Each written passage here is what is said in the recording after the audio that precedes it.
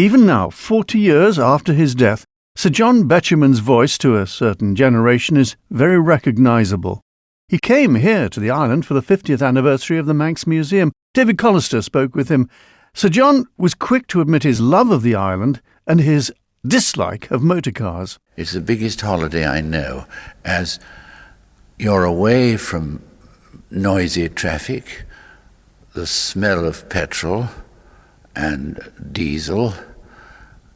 The air is like wine. There aren't too many people. I wouldn't come in season, of course, but even then you can find the country. I have been here in season, and there's always country to be found here, and it goes at the right pace, nice and leisurely and slow. People are pleasant to one.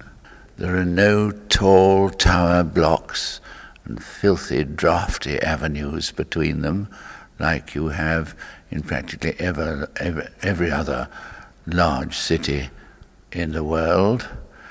And it's another country. Well, of course, there is a danger with the ever-increasing population that all these evils that you talk about are possibly on the way to us. Can you see a time maybe when the Isle of Man will lose its natural beauty?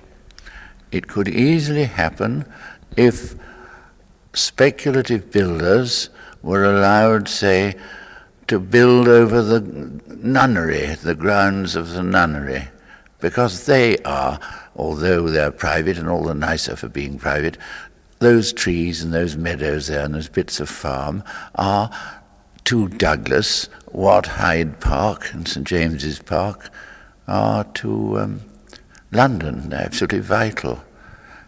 And I think it would be a very forward-looking step to be a little less progressive.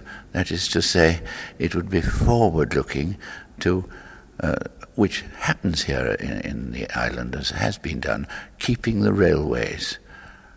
The greatest enemy of man at the moment is the motor car. And railways are a natural, decent, a properly slow method of transport. They are not ugly in the landscape now. In fact, if the island became like Sark, free of motor transport, it would be the Mecca of Europe.